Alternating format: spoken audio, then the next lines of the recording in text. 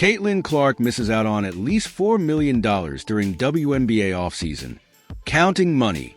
Caitlin Clark's fame seems to have no bounds, as her WNBA rookie season only enhanced her profile in the world of sports. Shining star. Clark has been in high demand during the WNBA offseason.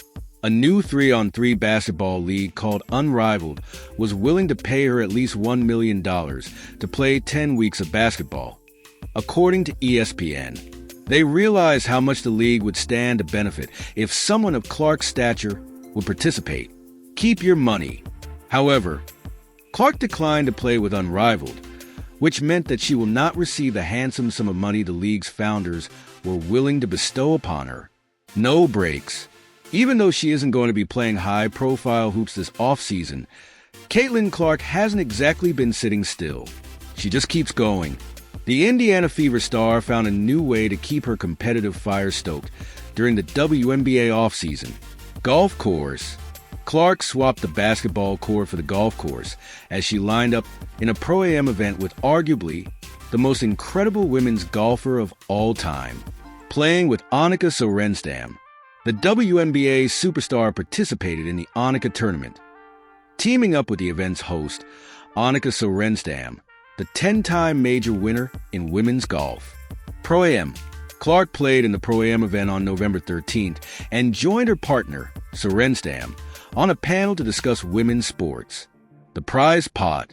According to the Annika website, the prize pot up for grabs at the event was $3.25 million. And with Clark being with the best player, she hoped to be challenging for the startling sum of money. Can't claim the winnings. However, despite her chances of winning the event, Clark was not allowed to claim any prize money. The rules.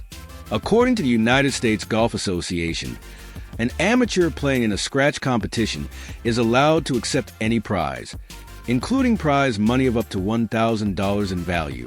Flawed rules.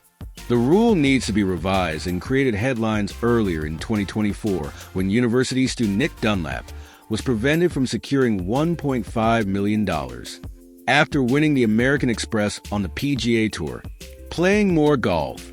After being swept in the opening round of the WNBA playoffs, Clark vowed to play more golf in the offseason, and it looks like she will keep that promise. A profound impact.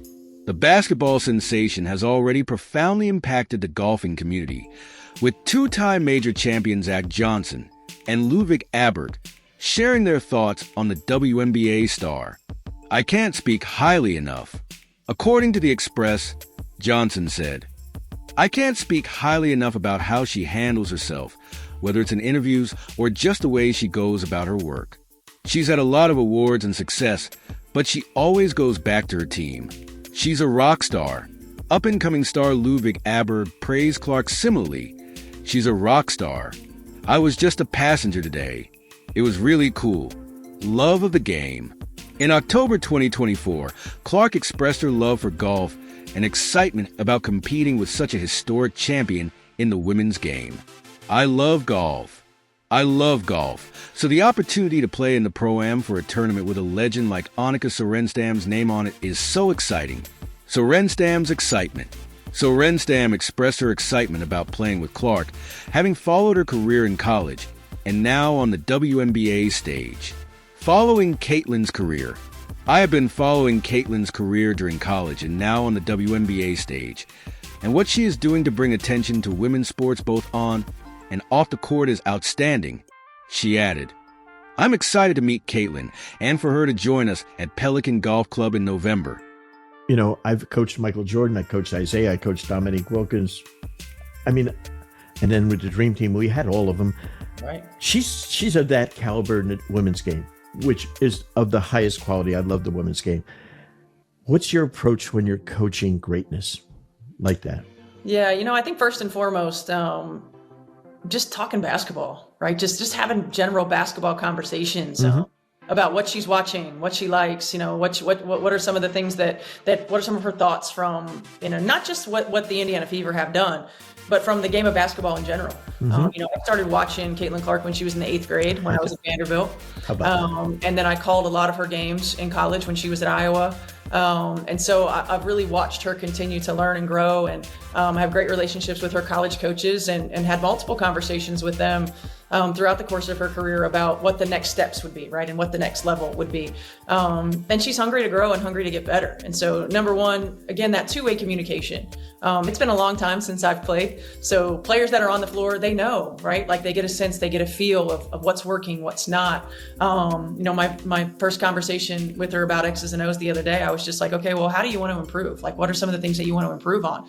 And then we'll talk about how we want to do that. And then I talked to her about how I think we can use her to help her be more efficient, help her be more effective, to help our team be better in general. She's a great player. She's a high IQ player. She adjusted really quickly to this league. Unbelievably quick to this league. And now it's about becoming not just a great player, but becoming a great leader for this team so that we can win not just a championship, but championships. And what does that look like?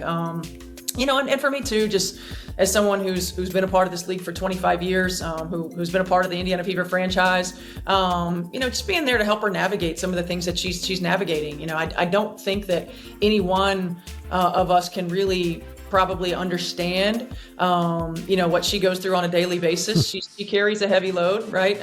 With our league and with her abilities, certainly. But where we are from this tipping point in the WNBA and from popularity, that she's like Taylor Swift 2.0. Cool. So just being someone, who's been a player in this league, who's navigated, some of the things, not even close to the scale that she is, but just being a resource, for her as well. And it's going to help too, because we'll have former players on our staff that can communicate with her from a basketball standpoint. We can hit her from a lot of different areas. Good. But I also feel like, we see the game the same way. We both love the game. We're both competitors. And so I think it's going to be a smooth transition. And I'm really looking forward to it. Last season, they're already at 10.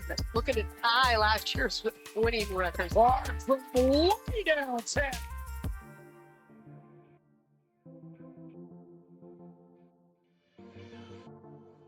Clark to Samuelson, and there is, believe it or not, folks, the biggest lead of the game. Here's Clark with it. Fact Bentley inside again. Really good screen by Nia Coffey, and that's something that Nia Coffey does well.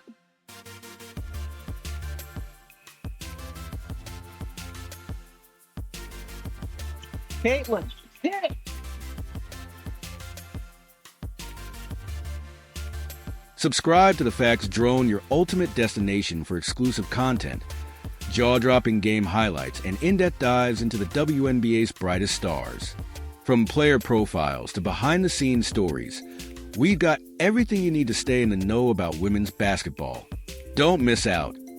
Hit that subscribe button now and join the community that celebrates the game like never before.